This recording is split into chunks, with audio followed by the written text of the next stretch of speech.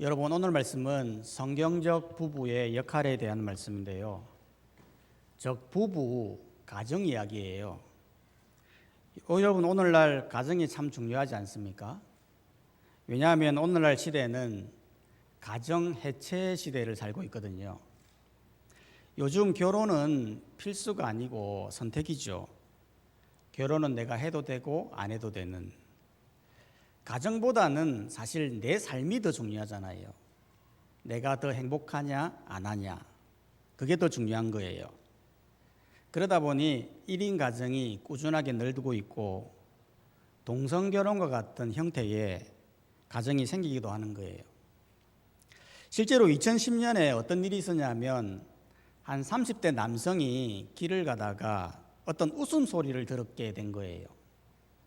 그래서 어디서 웃음소리가 나나 싶어서 찾아보니 한 집에 옥탑방에서 소리가 난 거예요. 그래서 옥탑방으로 올라가 보니까 거기에 가족 3명, 즉 엄마랑 아이들이 TV를 보면서 웃고 있었던 거예요. 사실 그 웃음소리는 TV에서 나오는 소리였거든요. 그런데도 이 남자는 이 엄마를 보자마자 망치로 엄마를 내리쳤고 또 화장실에서 나오는 아빠를 보고 칼로 찔러 죽인 거예요. 그래서 나중에 이 사람을 잡아서 당신 왜 그랬습니까? 라고 물어보니까 이 사람 하는 말이 나는 이렇게 힘든데 뭐가 그리 행복해서 웃었냐? 라면서 화가 나서 그랬다는 거예요.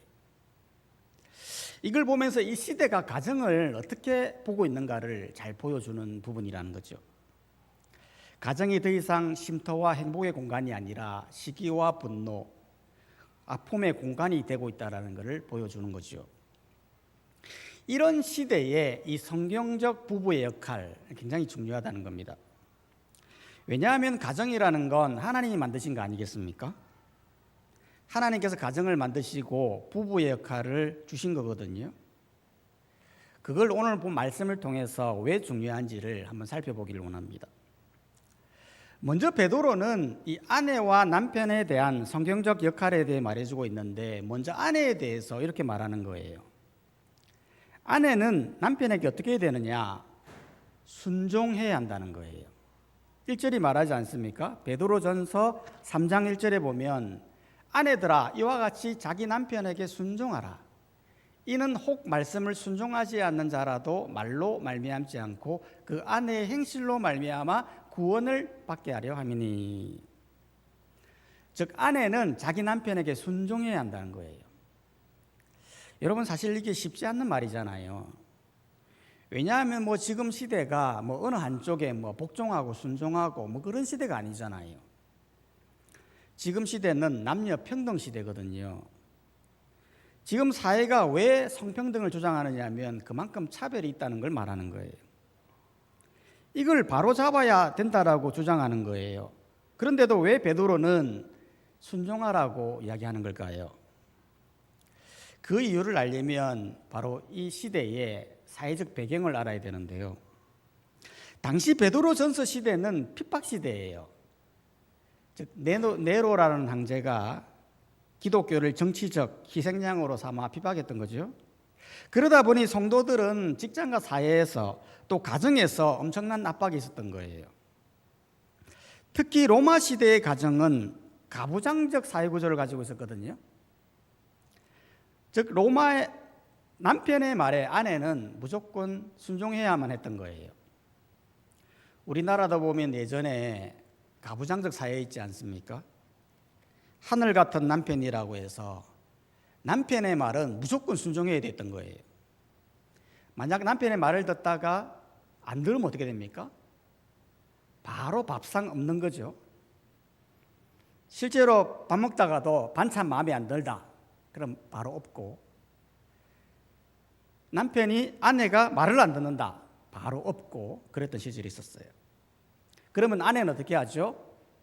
바로 밥상을 다 치우고 또 밥을 또 정성스럽게 해가지고 남편에게 이렇게 드리잖아요. 제가 어릴 때도 딱 한 번 할아버지가 밥상을 얹는 모습을 봤거든요. 그게 제 눈에는 굉장히 멋있어 보이더라고요. 팍 엎을 때 그 남자의 그 카리스마, 그 지배력 너무 감동이 돼가지고 저도 나중에 크면 한번 밥상 한번 엎겠다 생각했는데 지금까지도 못 엎고 있습니다. 오히려 밥상을 차리고 있죠. 로마도 지금 가부장적 시대이다 보니까 아내가 무조건 남편의 말을 들어야 된다 그렇게 생각하고 있었는데 먼저 하나님을 믿은 이 아내를 보니까요 굉장히 위험해 보이는 거예요. 왜냐하면 당시 로마 사회에는 가정의 신, 즉 조상을 숭배하는 전통이 있었거든요. 그런데 먼저 믿은 아내들이 이걸 거부를 하는 거예요. 뿐만 아니라 자꾸 교회에 가서 시간을 보내고 모임을 가지고 그러다 보니까 가사에 대해 또 남편 섬김에 대해서 소홀해지더라는 거예요.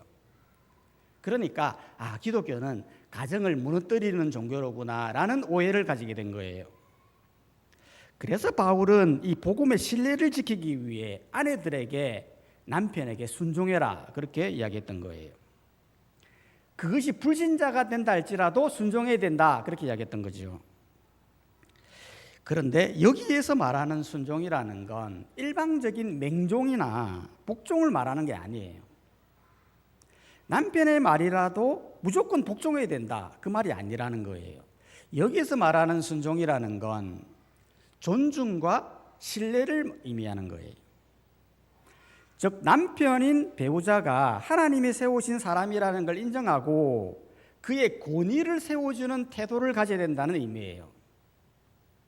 예를 들면 이런 겁니다. 부부가 살다 보면 부부싸움 할 때가 있지 않습니까?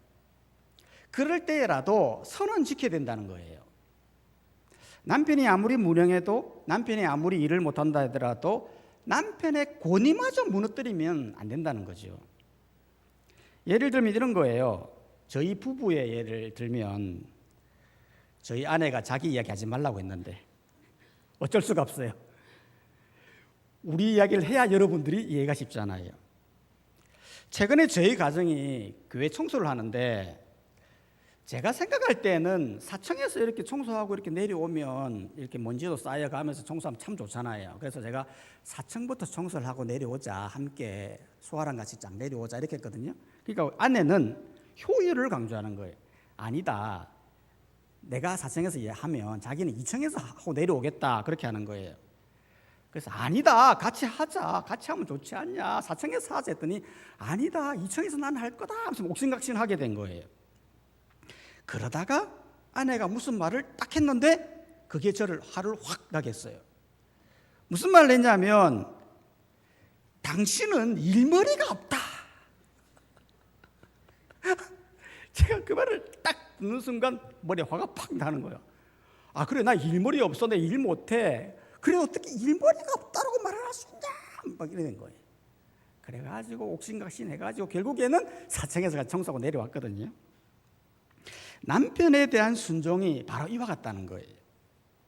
무조건 복종이 아니라 존중과 신뢰, 남편의 권위를 세워주는 태도, 이게 순종의 모습이라는 거예요.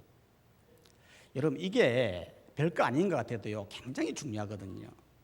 왜냐하면 이 하나의 태도가요 복음적인 삶으로, 구원적인 삶으로 나아갈 수 있다는 거예요.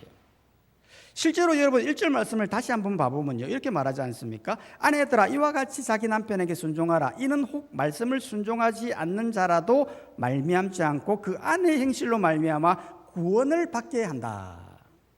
불신자라도 남편의 권위를 세워주고 순종적인 삶을 살게 되면 그것이 남편으로 하여금 구원에 이르게 하는 도구가 된다라고 말을 했다는 거예요. 실제로도 만약 남편이 불신자라 할지라도 불순종하고 무능하다고 막 무시하고 그러면 복음이 막히는 아니겠습니까? 하지만 남편이 불신자이고 무능해도 존중과 신뢰의 마음을 가지고 남편을 세워주면 그럼 남편이 어떤 마음이 들겠습니까? 야, 우리 아내는 뭔가 다르네. 왜 다르지? 이러면서 그 뒤에 계시는 하나님을 보게 된다는 거예요. 그러면서 남편이 교회에 나와 구원을 받게 하는 도구가 된다는 거죠. 그렇기 때문에 베드로는 3절에서 말하는 거예요. 베드로전서 3장 3절 4절을 보면 너희의 단장은 머리를 꾸미고 금을 차고 아름다운 옷을 입는 외모로 하지 말고 오직 마음에 숨은 사람을 온유하고 안정한 심령에 찍지 아니할 것으로 하라. 이는 하나님 앞에 값진 것이니라. 즉 남편을 대할 때 자꾸 외모로 단장하고 꾸미는 것으로만 남편에게 대하려 하지 말고 마음으로 하라는 거예요. 존중과 신뢰의 마음을 가지고 안정된 마음, 심령을 가지고 남편을 대하면 그것이 남편에게 감동이 되어 구원까지 이르는 일이 된다라고 말했다는 거예요. 실제로도 그렇거든요. 여러분, 많은 불신 남편들이 왜 교회에 올까요? 아내의 외모가 이뻐서 오는 걸까요? 아내가 돈을 많이 벌어서 오는 걸까요? 아내가 자녀를 잘 키워서 오는 걸까요? 사실 그게 아니라는 거예요. 불신 남편이 교회에 오는 이유는 하나는 남편에 대한 아내의 태도예요. 남편에 대한 신뢰와 존중, 착한 마음으로 착한 행실을 실시하다 보니까 그게 감동이 되어서 교회에 오게 되더라는 겁니다. 이전교에서도 한 집사님이 실제로 남편을 볼 때 자기가 생각할 때는 남편이 완전 망나니였거든요. 매일 술 먹고 외도하고 심지어 아내를 때리기도 하고 그러면서 교회에 대해 전혀 관심이 없었기 때문에 자기 생각할 때는 내 남편은 절대 교회 올 사람이 아니다라고 생각하고 남편을 포기했다는 거예요. 그러다가 오늘 이 말씀을 듣고 도전을 받았는데 어디서 도전을 받았냐면 6절 말씀에서 도전을 받았다는 거예요. 베드로전서 3장 6절에 보면 이렇게 말하지 않습니까? 사라가 아브라함을 주라 칭하여 순종한 것 같이 너희도 선을 행하고 라는 부분이었어요. 여기에서 사라라는 여자는 남편을 뭐라고 생각했다는 거예요? 주라고, 나의 주인이다 라고 생각했다는 거예요. 주인이라고 생각하니까 어떻게 됩니까? 깍듯이 남편을 모셨다는 거예요. 아, 내 주인이지, 내가 주인을 섬겨야지 라는 마음으로 섬겼다는 거예요. 그래서 이 여집사님도 도전을 받고 지금까지는 남편을 대충 섬겼지만 이제는 정확하게 나의 주인이다라고 생각하고 섬겨야 되겠다 싶은 거예요. 그래서 남편이 일하고 돌아오면 수고하셨습니다 라면서 안아주기도 하고, 또한 밥상 다 차려놓고 먹을 때까지 기다렸다가 씻으면 수건 다 준비해놓고 심지어는 발까지 다 씻어줬다는 거예요. 그러니까 처음에는 남편이 뭐 하는 거고 너 미쳤나 하면서 막 구박하고 막 이랬다는 거예요. 그런데 계속 씻어주니까 처음으로 이 남편이 아내에 대한 소중함을 가지기 시작했다는 거예요. 그러면서 교회를 따라 나오게 되었고 남편이 완전히 바뀌어가지고 지금은 집사로 구역장으로 섬기고 있다고 간증하시더라고요. 여러분, 이게 바로 말씀이 주는 탁월함이에요.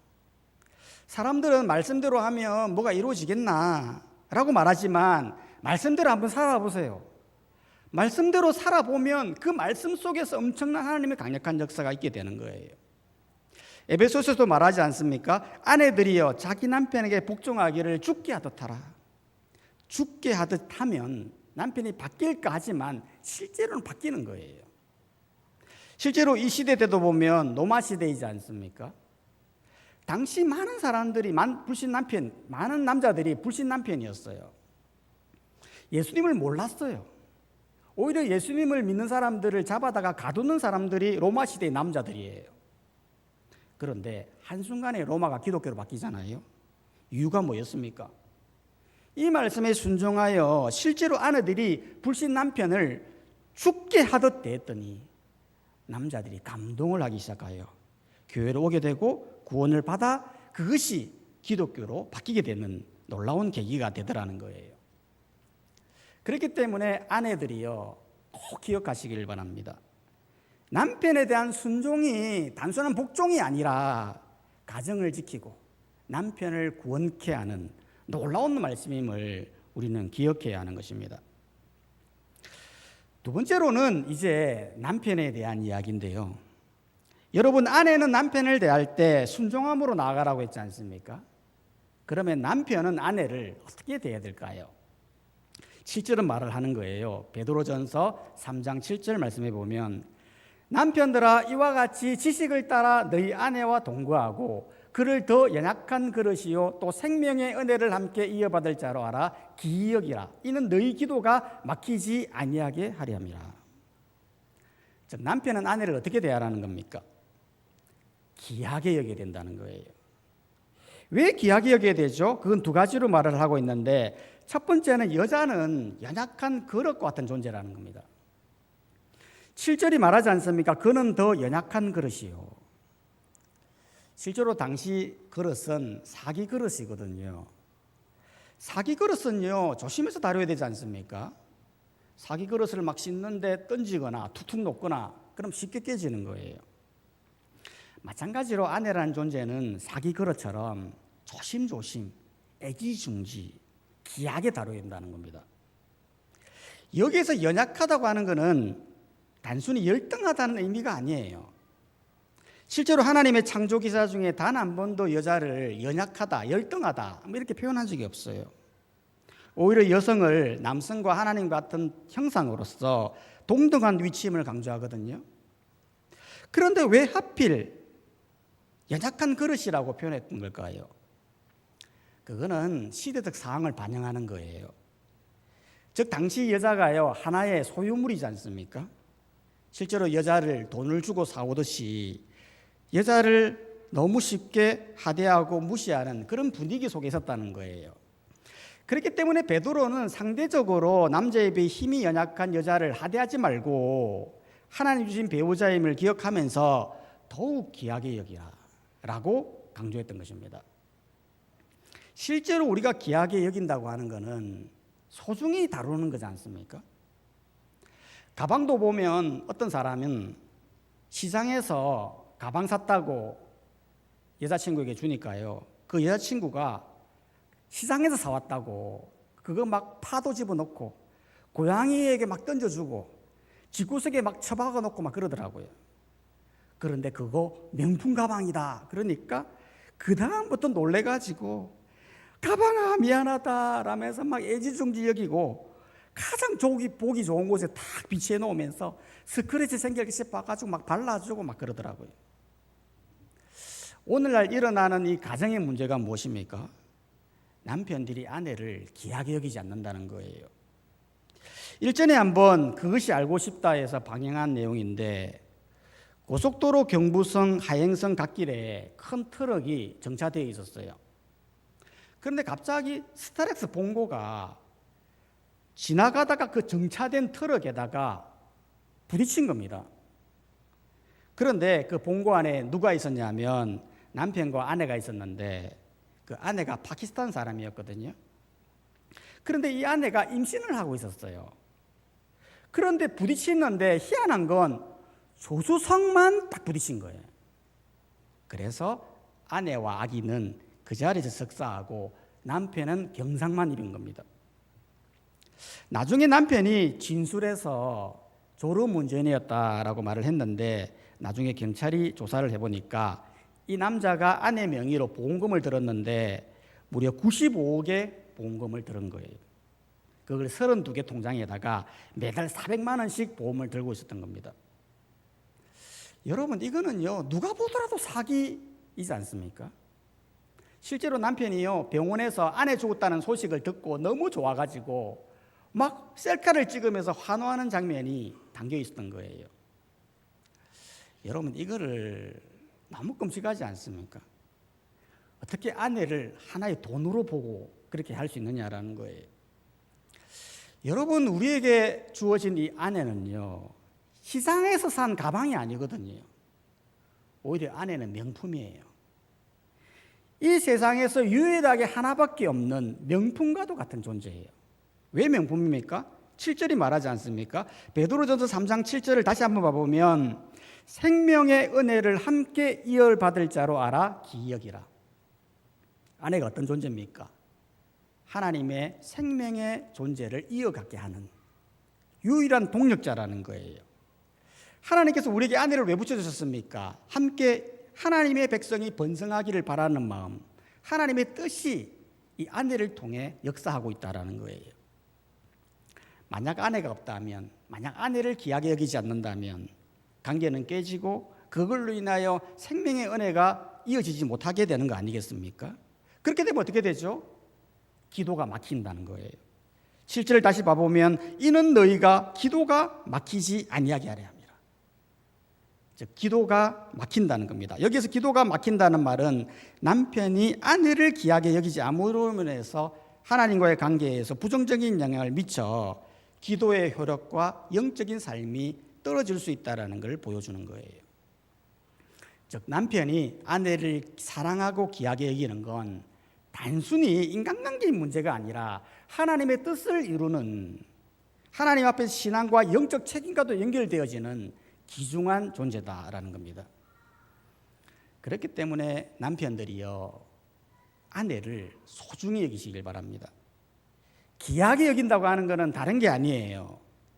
아내는 내게 주어진 하나님의 작품, 하나님의 명품이라는 걸 기억하고 아주 소중하게 귀하게 여겨야 한다는 거예요. 베드로전서 5장 24절은 말하거든요. 남편들아 아내 사랑하기를 그리스도께서 교회를 사랑하시고 교회를 위하여 자신을 주신 것 같이 사랑하라. 예수님께서 교회를 어떻게 사랑했습니까? 죽기까지 사랑했거든요. 남편들이 아내를 어떻게 사랑해야 됩니까? 죽기까지 사랑해야 돼요. 귀하게 여기고 소중하게 여기고, 아내가 힘들어할 때 옆에서 도와주고, 아내가 나가고자 할 때 마음을 모아주고, 아내가 힘들어할 때에 같이 품어주고 사랑해주고, 주님이 하셨던 그 섬김의 사랑으로 우리 또한도 아내를 귀하게 여기는 삶이 되어야 된다는 겁니다. 우리 모두도 이랬으면 좋겠습니다. 오늘날 시대가 가정의 새 시대를 살고 있는 이 시대에, 가정의 위기를 겪고 있는 이 시대에 우리 믿는 그리스도인들은 아내는 남편을 존중과 신뢰함으로 순종하고, 남편은 아내를 귀하게 여기고 사랑하는 그런 존재가 되어서 하나님의 영광이 드러나고 하나님이 드러나는 귀한 삶을 살아가는 성도님들이 되시기를 주님의 이름으로 축복합니다. 이 시간 다 함께